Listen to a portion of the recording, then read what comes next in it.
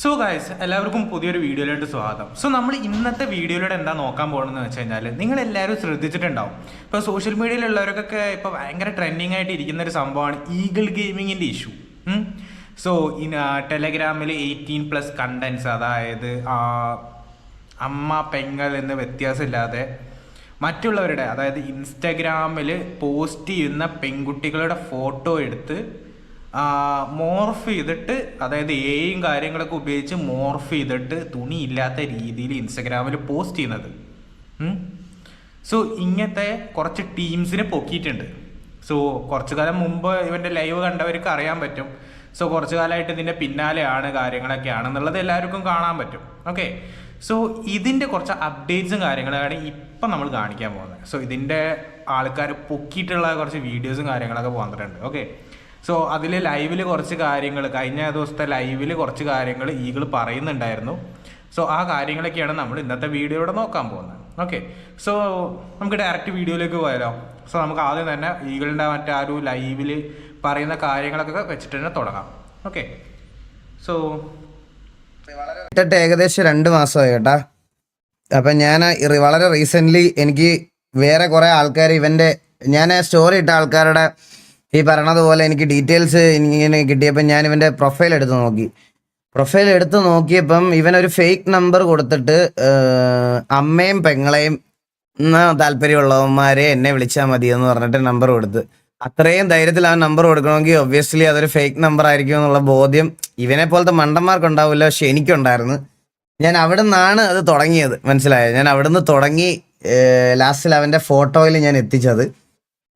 അവൻ വിളിച്ച് ഞാൻ കാര്യം പറഞ്ഞിട്ടുണ്ട്. അവനിപ്പോൾ എന്നെ വിളിച്ച് ഇത് ആക്കിക്കൊണ്ടിരിക്കുകയാണ്. ആൻഡ് ഇപ്പോൾ അവരുടെ പേരൻസിൻ്റെ സൈഡിൽ നിന്ന് പറയണത് അവന് മാനസിക അസുഖമാണ്, അതുകൊണ്ട് വേറൊന്നും വിചാരിക്കരുതെന്ന്. അപ്പം ഞാൻ ചോദിച്ച്, മാനസിക അസുഖമാണെങ്കിൽ അതിൻ്റെ സർട്ടിഫിക്കറ്റോ അതിൻ്റെ വേറെ എന്തെങ്കിലും ഡീറ്റെയിൽ കയ്യിലുണ്ടോ എന്ന് ചോദിച്ചപ്പം അവർ പറഞ്ഞു അങ്ങനെയല്ല, ഡോക്ടറെ ഒന്നും കാണിക്കുന്നില്ല, ഞങ്ങൾ തന്നെയാണ് ട്രീറ്റ് ചെയ്യുന്നതെന്ന്. അവൻ്റെ വട്ടുണ്ട്, അവർ വീട്ടുകാർ തന്നെയാണ് വട്ടിന് ട്രീറ്റ് ചെയ്യണതെന്ന്. മനസ്സിലായോ? ഇപ്പം അങ്ങനെ പറഞ്ഞു വെച്ചിരിക്കുകയാണ്. അവരെൻ്റെ അടുത്ത് പറയണമെന്ന് പറഞ്ഞാൽ, നിങ്ങൾ എന്തെങ്കിലും ഇത് കൂടുതൽ കാര്യങ്ങൾ ചെയ്തു കഴിഞ്ഞാൽ അവൻ്റെ ഭാവി പോവും. അവൻ ഏതോ ഗെയിംസിലൊക്കെ ഭയങ്കര ആക്റ്റീവാണ്, അതായത് ഗെയിംസ് എന്ന് ഉദ്ദേശിച്ചത് മറ്റേ സ്പോർട്സിൽ ഭയങ്കര ആക്റ്റീവാണ്. സോ എന്തിനോ സെലക്ഷനിലൊക്കെ നിൽക്കുകയാണ്, അതുകൊണ്ട് ഇപ്പോൾ ഒന്നും ചെയ്യരുത് എന്നാണ് അവരെൻ്റെ അടുത്ത് ഇപ്പോൾ പറഞ്ഞുകൊണ്ടിരിക്കുന്നത്. അപ്പം ഞാൻ എന്ത് ചെയ്യണം എന്ന് എനിക്കിപ്പോഴും മനസ്സിലാവാത്തൊരു കാര്യമാണ് ഒന്നത്. രണ്ടാമത്തെ കേസ് ഞാൻ പറഞ്ഞുതരാം. രണ്ടാമത്തെ കേസ് ടെലഗ്രാമിൽ അന്നൊരു ഇഷ്യൂ ഉണ്ടായപ്പോഴേ ടെലഗ്രാമിൽ അന്നൊരു ഇഷ്യൂ ഉണ്ടായ സമയത്ത് ഈ പറയണ പോലെ നമ്മൾ അന്ന് കുറച്ച് 2 അമ്മമാരെ തൂക്കി പ്രായത്തിൻ്റെ കൺസിഡറേഷനിൽ നമ്മൾ വിട്ട് കളഞ്ഞ കേസാണ്. അത് കഴിഞ്ഞിപ്പോൾ വളരെ റീസെൻ്റ്ലി കുറേ നമ്മുടെ ലൈവ് കാണുന്ന കുറേ പേര് എൻ്റെ അടുത്ത് വന്നിട്ട് ഇങ്ങനെ പറഞ്ഞ്, ബ്രോ ഇതുപോലെ പാച്ചു ചേച്ചിയുടെയും സ്നേഹയുടെയും പിന്നെ അലീന, ഇങ്ങനെ കുറേ പേരുടെ, മെയിനായിട്ട് ബ്രൈറ്റ് ഫോക്സ്, അവളുടെ പേരിൽ ഒരു ടെലഗ്രാം ഗ്രൂപ്പ് തന്നെ ഉണ്ടാക്കി വെച്ചിട്ടുണ്ട്. ആ ഗ്രൂപ്പിൻ്റെ പേര് എനിക്ക് പറയാൻ ബുദ്ധിമുട്ടുണ്ട്, അതുകൊണ്ട് ഞാൻ പറയുന്നില്ല. പിന്നെ ഞാൻ പറഞ്ഞാൽ തന്നെ ഇത് കാണുന്ന സെക്ഷലി ഫ്രസ്ട്രേറ്റഡ് ആയിട്ട് പുണ്ടച്ചികൾ ഗ്രൂപ്പ് തെരഞ്ഞു പിടിച്ച് അതിൽ കയറുമെന്നേ ഉള്ളൂ, അല്ലാതെ വേറെ ഒന്നും ഉണ്ടാകുമല്ല. മനസ്സിലായ? അതിൻ്റെ പേരൊക്കെ ഇട്ടേക്കണത് അങ്ങനെയാണ്. സത്യം പറഞ്ഞാൽ കണ്ടിട്ട് ഞാൻ ജീവിതം വെറുത്തുപോയി ഗൈസ്. സത്യം പറയാൻ അതിനകത്ത് എന്തൊക്കെയാണ് ചെയ്ത് വെച്ചേക്കുന്നത്, അതിനകത്ത് എങ്ങനെയാണെന്ന് അറിയോ ഗൈസ്? ഞാൻ അതിൻ്റെ ഒരു ഫോർമാറ്റ്. സോ ഇതിൽ പൊക്കിയപ്പോൾ വീട്ടുകാർ നാടകം കളിക്കാൻ തുടങ്ങി, മാനസിക രോഗമാണെന്നുള്ളത്. സോ ഈ സ്പോർട്സിലും കാര്യങ്ങളൊക്കെ ആക്റ്റീവ് ആവുന്ന ഇവൻ എങ്ങനെയാണ് മാനസിക രോഗം, എങ്ങനെയാണ് ഇവന് വട്ടാവുന്നത്? സോ ഇങ്ങനെ ചെയ്യുമ്പോൾ തക്കതായ ശിക്ഷ കിട്ടണം. കാരണം മറ്റുള്ളവരുടെ ഭാര്യമാരെ അല്ലെങ്കിൽ പെങ്ങന്മാരെ അല്ലെങ്കിൽ ഉമ്മമാരെ അല്ലെങ്കിൽ അമ്മമാരെ സോ ഇങ്ങനെ ഓരോന്ന് ചെയ്യുമ്പോൾ അതിന് പ്രതികരിച്ചെന്നേ പറ്റുള്ളൂ. സോ അവന് കിട്ടേണ്ട ശിക്ഷ എന്ന് പറയുന്നത് ജയിൽ തന്നെയാണ്.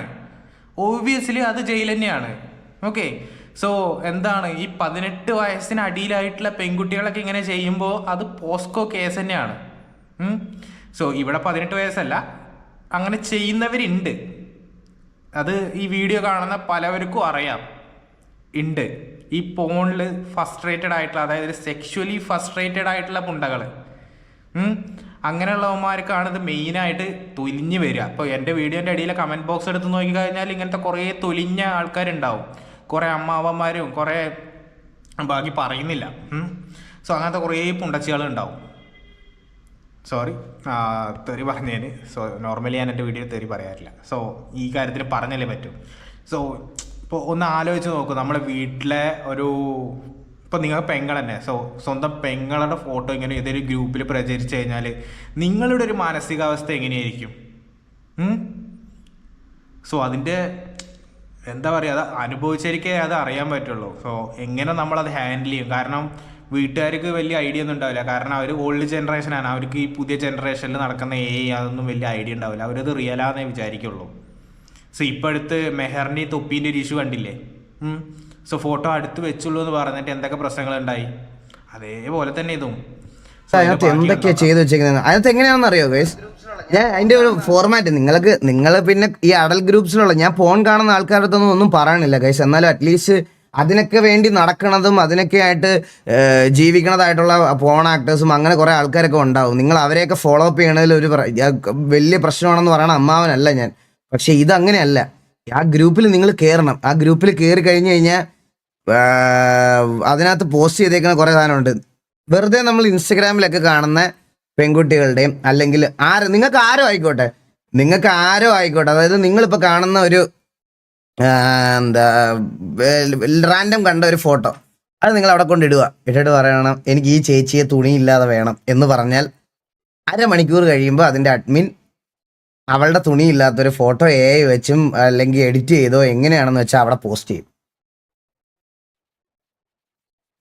അതൊരു പ്രത്യേക തരം ഒരു ഇതാണ്. അതിപ്പോൾ ഏത് ഫോട്ടോ ആണെങ്കിലും എന്താണേലും ഇതാണ് അവരുടെ മെയിൻ പരിപാടി.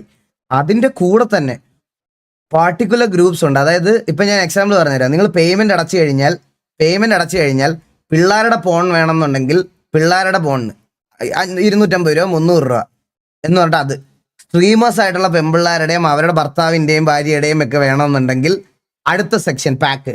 ഇത് നിങ്ങൾ പേയ്മെൻറ്റ് ചെയ്യുമ്പം ഇങ്ങനെ അയച്ചു കൊടുക്കലാണ് പരിപാടി. മനസ്സിലായ? ഇങ്ങനെ പേയ്മെൻറ്റ് ചെയ്യുമ്പോൾ അയച്ചു കൊടുക്കലാണ് ഇവന്മാരുടെ മെയിൻ പരിപാടി. ആൻഡ് വേറെ ഏറ്റവും വലിയൊരു കാര്യം പറയാം, ഭയങ്കര സർപ്രൈസ്ഡ് ആയിട്ടുള്ളൊരു കാര്യം പറയാം ഗൈസ്. നമുക്ക് ഈ ഗൂഗിൾ ഡൗൺലോഡ് ഇമേജസും അതുപോലെ നമ്മളൊരു ഫോണിൽ നിന്ന് ഡയറക്റ്റ് ഒരു ഗ്രൂപ്പിൽ പോസ്റ്റ് ചെയ്യുന്ന ഇമേജസും കണ്ടാൽ നമുക്ക് തിരിച്ചറിയാമല്ലോ. ചില അമ്മമാർ സ്വന്തം വീട്ടിലെ ഞാൻ അതുകൊണ്ടാണ് അതിനകത്ത് പ്രത്യേകം എഴുതി വെച്ചേക്കുന്നത് അമ്മയും പെങ്ങളും എന്ന്. ഞാൻ എന്നുവെച്ചാൽ ചായ തരാൻ വരുന്ന അമ്മ, രാവിലെ ഫ്രണ്ടിൽ വരുന്ന അല്ലെങ്കിൽ സ്കൂളിൽ പോകാൻ യൂണിഫോം ഇടുന്ന സ്വന്തം പെങ്ങള്, ഇവരുടെയൊക്കെ ഫോട്ടോസ് എടുത്തിട്ട് ഓരോ പർട്ടിക്കുലർ പാർട്സിനെ പറ്റി എൻ്റെ ചേച്ചിയുടെ ഇതെങ്ങനുണ്ട് അതെങ്ങനുണ്ട് എന്ന് ചോദിക്കുന്ന മെസ്സേജസ് ഇടുന്ന ഗ്രൂപ്പുകളുണ്ട്. ഇത് ഞാൻ ശരിക്കും പറയാണ്, ഞാൻ ആലോചിച്ച് ഇതെങ്ങനെയാണ് ഇങ്ങനെ ഇവന്മാർക്കൊക്കെ ചിന്തിക്കാനും ഇതാക്കാനും പറ്റുന്നതെന്ന്. എൻ്റെ അമ്മോ, ഇവനൊക്കെ എങ്ങനെയാണ് അവരൊക്കെ എങ്ങനെയാണ് ആ വീട്ടിൽ സേഫ് ആണെന്നുള്ള ഇത് ഞാൻ ആലോചിക്കണത്. ഞാൻ ഇത് വെറുതെ തമാശ പറയല്ല, ഇത് നിങ്ങൾ അറിഞ്ഞിരിക്കേണ്ട കാര്യമാണ്. സത്യമായിട്ട് ഞാൻ പറയാണ്, നിങ്ങൾ അറിഞ്ഞിരിക്കേണ്ട കാര്യമാണ്. എല്ലാവരും അറിഞ്ഞിരിക്കേണ്ട കാര്യമാണ്. ഇത് ഡിസ്കസ് ചെയ്യേണ്ട കാര്യം തന്നെയാണ്. ഞാൻ ലിറ്ററലി പറയാം, ഞാൻ ഇതിൻ്റെ പുറകെ ഇറങ്ങിയോണ്ട് പറയുക. ഞാൻ കുറെ ഗ്രൂപ്പുകൾ കണ്ട് ഞാൻ ജീവിതം വെറുത്തുപോയി. എടാ ഞാൻ പറയട്ടെ, ഈ ജനറേഷനായിട്ടുള്ള നിങ്ങൾക്ക് തരാനുള്ള ഏറ്റവും വലിയൊരു ഉപദേശം എന്ന് പറഞ്ഞാൽ ഈ പറയണ ഇതൊക്കെ ജീവിതത്തിന്റെ ചെറിയൊരു ഭാഗം മാത്രമാണ്, അല്ലാതെ സെക്സ് അല്ല ജീവിതം. മനസ്സിലായ? ഇങ്ങനെ സെക്സ്വലി ഫ്രസ്ട്രേറ്റഡ് ആയിട്ടുള്ള ജീവിക്കുന്ന നീ ഒന്നും എങ്ങും എത്താൻ പോണില്ല. നിന്നെയൊക്കെ ഒന്ന് ആലോചിച്ച് നോക്കി, ഇതൊക്കെ ചെയ്ത് നിന്നെയൊക്കെ തൂക്കിയാൽ നിന്റെയൊക്കെ ജീവിതം എവിടെയാവുമെന്ന്. ഇതൊക്കെ ആര് പറഞ്ഞു തരുമെന്ന് കരുതല ഗൈസ്. ഞാൻ സീരിയസ് ആയിട്ട് പറയുകയാണ്, ഞാൻ ഇത് കണ്ട് ജീവിതം വെറുത്ത് 2 ദിവസമായിട്ട് ഞാൻ ഇതിന്റെ പുറകിലായിരുന്നു. ആൻഡ് അവളും കംപ്ലീറ്റ്ലി ഇതൊക്കെ കണ്ട് മൂഡ് ഓഫ് ആയതുകൊണ്ടാണ് ഞാൻ പെട്ടെന്ന് അങ്ങനൊരു ഞാൻ അവളെ കൊണ്ട് പുറത്തൊക്കെ ഒന്ന് പോയി എല്ലാ കാര്യങ്ങളൊക്കെ ഒന്ന് ഇതാക്കി ഓക്കെ ആക്കിയിട്ട് വന്നത്. സോ ഞാൻ SP ഓഫീസിൽ ബാക്കി കാര്യങ്ങളെല്ലാം കൊടുത്തിട്ടുണ്ട്. ആൻഡ് അവരുടനെ ബാക്കി ആക്ഷൻസ് ഒക്കെ എടുത്തിട്ട് അറിയിക്കാമെന്ന് പറഞ്ഞു. ആൻഡ് ഇവന്റെ ഡീറ്റെയിൽസും ജാതകവും അവന്റെ വീടിന്റെ ലൊക്കേഷൻ പേര് എല്ലാം എനിക്കറിയാം. ആള് ഇപ്പൊ ഈ കറന്റ്ലി ഞാൻ ഈ പറയുന്ന പെർട്ടിക്കുലർ ഗ്രൂപ്പിൽ 18 വയസ്സിന്റെ അടിയിലുള്ള ഒരു കുട്ടി അവളത് വരെ ഗ്രൂപ്പിൽ എടുത്തിടുക എന്ന് പറഞ്ഞു കഴിഞ്ഞാൽ ഒന്ന് ആലോചിച്ച് നോക്കും അവസ്ഥ. സോ എത്ര തന്നെ മോശമാണത്. അതും ഇങ്ങനെ സെക്സ്വലി ഫസ്ട്രേറ്റഡ് ആയിട്ടുള്ള കുറേ എണ്ണം ഉണ്ട് നമ്മുടെ നാട്ടിൽ. സോ മെയിൻലി ആരൊക്കെയാന്ന് ഞാൻ പറയുന്നില്ല, കുറേ എണ്ണം ഉണ്ട്. എന്താ ഇപ്പോൾ പറയുക,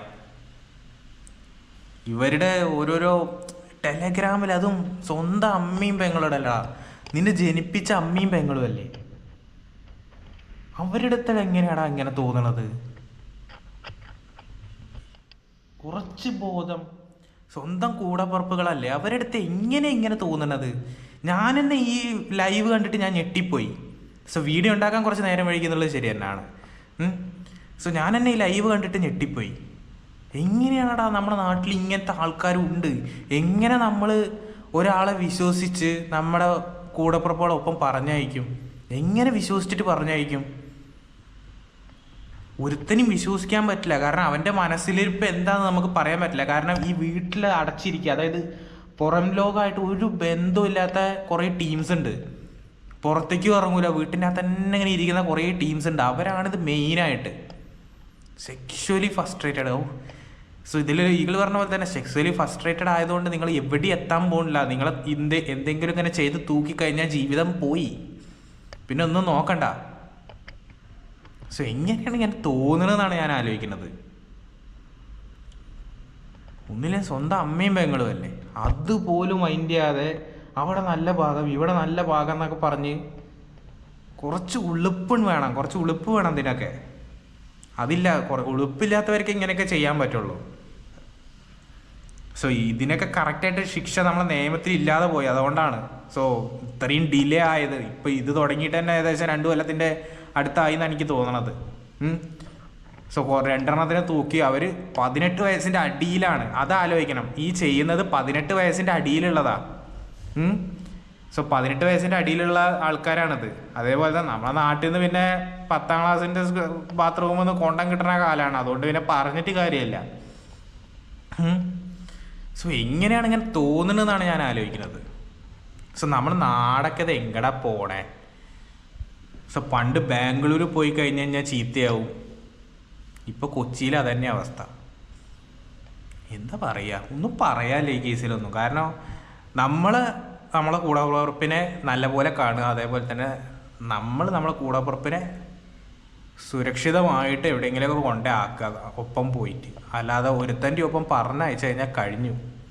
സോ അവൻ എങ്ങനെയുള്ളവനാണെന്ന് പറയാൻ പറ്റില്ല. കാരണം എല്ലാവരും ഇങ്ങനെയുള്ളവരൊന്നും അല്ല, നല്ലവരും ഉണ്ട്, നല്ലവരല്ലാത്തവരും ഉണ്ട്. സോ അതുകൊണ്ട് നമ്മളെ കാര്യം നമ്മൾ തന്നെ നോക്കുക, അല്ലാതെ ഒരു രക്ഷയില്ല. സോ എങ്ങനെയാണ് ഇങ്ങനെ തോന്നുന്നതെന്നാണ് ഞാൻ ആലോചിക്കുന്നത്.